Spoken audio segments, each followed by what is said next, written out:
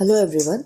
Today in our series of ethics, that is paper 4 of UPSC CSC mains examination, we are going to learn a very important topic, that is corruption. This topic is very important in terms of our examination as well as our daily lives. Today we will see what is corruption, what are the causes, forms of corruption, what are its effects, what should be the framework to write an answer on corruption, and what is the way forward. Also, we will look towards various steps that the government has taken to curb corruption. So let's begin. Firstly, let us see what is corruption. The basic definition of corruption is dishonest or fraudulent conduct by those in power, usually for private gains. That is, if someone has some kind of powers, be it political, economic, administrative, and he misuses those powers, that is called corruption.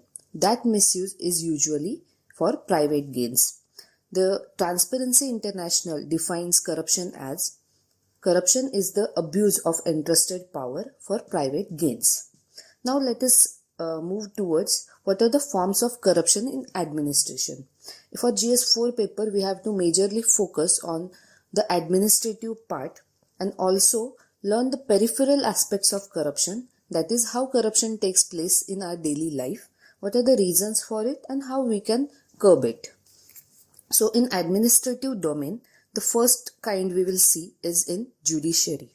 The different forms of corruption in judiciary are delayed justice, that is when due to some private reasons justice is delayed for a convict, that is also a form of corruption. Selective justice, that is being biased towards someone.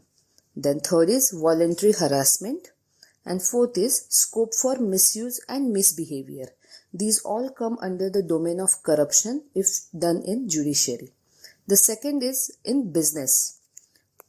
When corporate offices especially indulge in corruption, they tend to do the following things which comes under the ambit of corruption. First is neglecting quality, giving low quality products. Second is influence government to form policies in their favor. This is shortly called crony capitalism. That is, private companies and government has certain nexus so that more profits can be gained, and this is at the cost of the convenience of the consumer. And the third is bribe officials. Private companies tend to give some bribes to officials to bypass the quality checks. The third and very famous form of corruption is political corruption. It is the worst form of moral corruption. The various forms are appease people of freebies or subsidies. Firstly, various promises are made to the people that you vote us and we will provide such and such subsidies, but those subsidies are not provided, hence the votes are taken on false promises. Second is appease minorities, taking advantage of someone's disadvantageous position in the society to gain votes. Third is buying votes and mandate, that is giving money to people in return of their votes. And the fourth is creating communal regional tensions for political gains, which has been seen very prevalent in today's time in various states, that communal tensions are increasing and this has direct impact on the political structure of that state. For example, the election expenditure of a certain party was seen to be rupees 30 crore and the sanctioned amount is 70 lakhs by the election commission. This is a pure form of political corruption. The next form is in governance. In governance, majorly two types of corruptions take place. First is bribery, that is taking or giving bribes. Giving bribes is also under the ambit of corruption. And the second one is doing scams. The most infamous scam, that is Colgate scam or the 2G spectrum scam, these all are under the ambit of corruption. Second, the next form of corruption is education and health. Commercialization of education or commercialization of health, specifically the way we saw it in the times of COVID, where a medicine worth 700 rupees was being sold for lakhs of rupees, was a form of corruption, taking advantage of the misery of people and filling their own pockets. Now we will jump towards the different ways in which the corruption is done. The first is favoritism, that is biased distribution of state resources. The state has the power to allocate the resources of the region to various sections of people, and when those resources are allocated to certain sections without merit, it is called corruption. For example, a leader from a certain community is favoring his own community while distributing resources, for example in terms of PDS, then it is called corruption.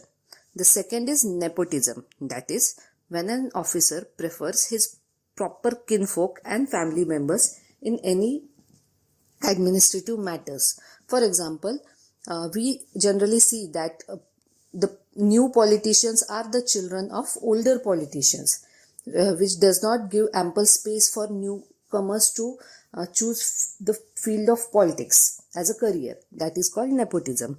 The third is embezzlement, that is theft of resources by people who are put to administer it. For example, public officials misappropriating public resources. For example, giving bid contracts to relatives, that is a form of embezzlement. That is, the public officials who are in charge of those resources consider those resources to be their domain and use it according to their own convenience. The next way of corruption is fraud, that is financial crime that involves some kind of deception, swindle or deceit. That is manipulation of this or distortion of information, facts and expertise to draw private profit. For example, the number of deaths in COVID, where the official data was very less than the actual data, and this comes under the domain of fraud. The next way is bribery, that is asking for direct personal favors in return to or as a condition to perform their own duty. The next is lethargy, that is ignorance towards one's duty becomes corruption when one uses his capacity to compromise duty for personal leisure.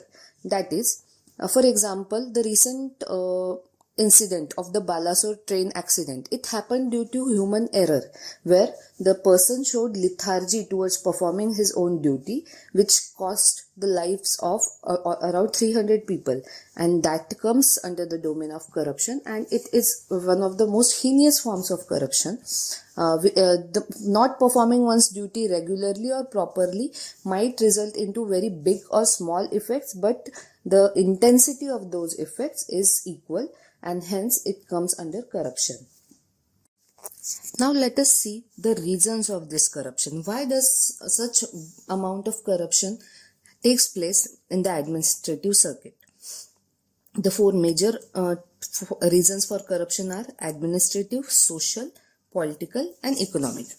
The economic corruption is in form of the reasons for the economic corruption are: first, the high share of informal sector.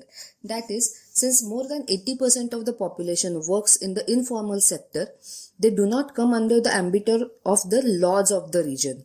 And that is why the officials are bribed so that the tax ambit is reduced and hence private companies make more profit. The second is ease of doing business.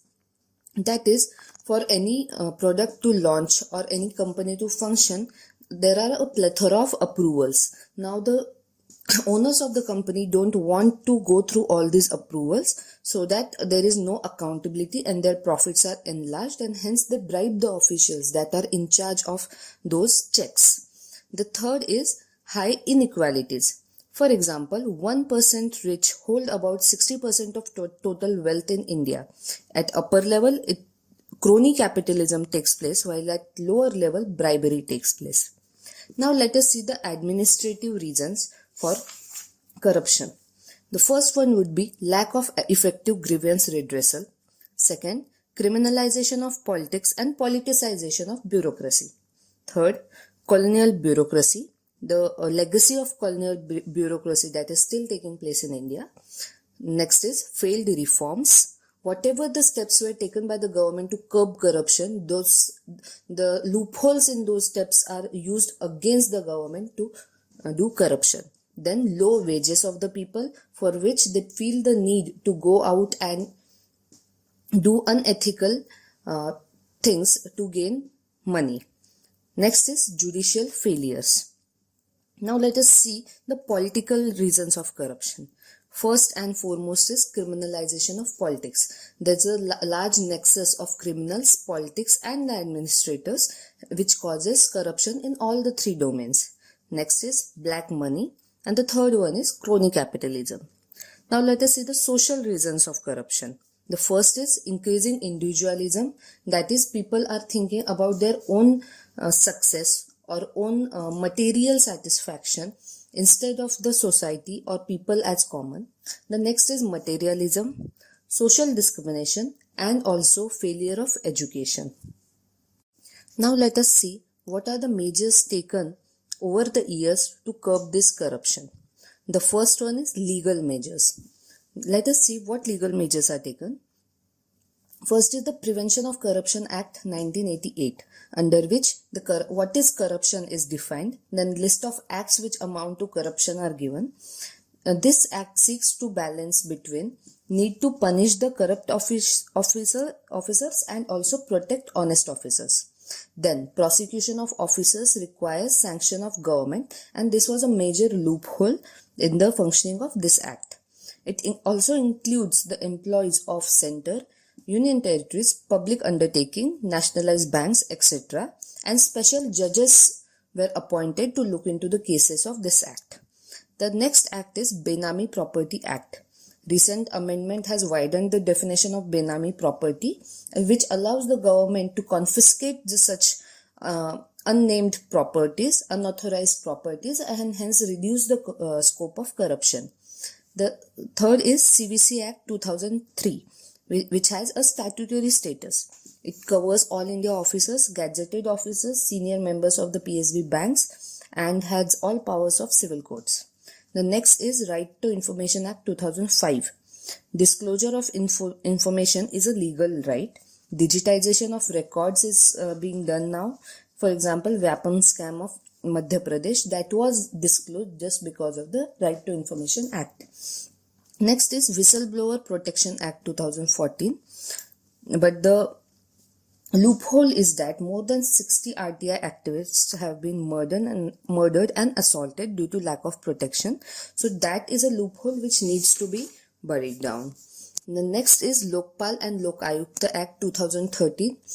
We all remember the protest by Anna Hazare in 2013 for the implementation of this act, which has brought fruits, and it works as an independent authority to probe into complaints against public servants.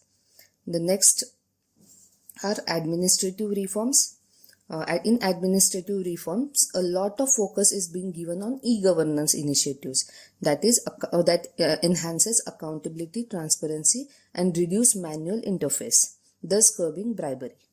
The next is citizen charter and public service delivery and grievance redressal acts in states. For example, the Sakala Act of Karnataka, also Rajasthan has enacted such acts. CP Grams is another such e-governance project. The next kind of reforms are economic reforms. For example, liberalization, privatization, the GST or demonetization. Let us now jump towards the electoral reforms, which are one of the most important reforms to curb corruption. It has put limit on cash donations, restrict inflow of anonymous black money through electoral bonds, then disclosure norms for politicians, then judicial interventions, where the Supreme Court has asked the courts to complete the cases against legislators within a year. Also, special courts are formed. Other such reforms can be the signing of UN Convention Against Corruption since 2005 by India.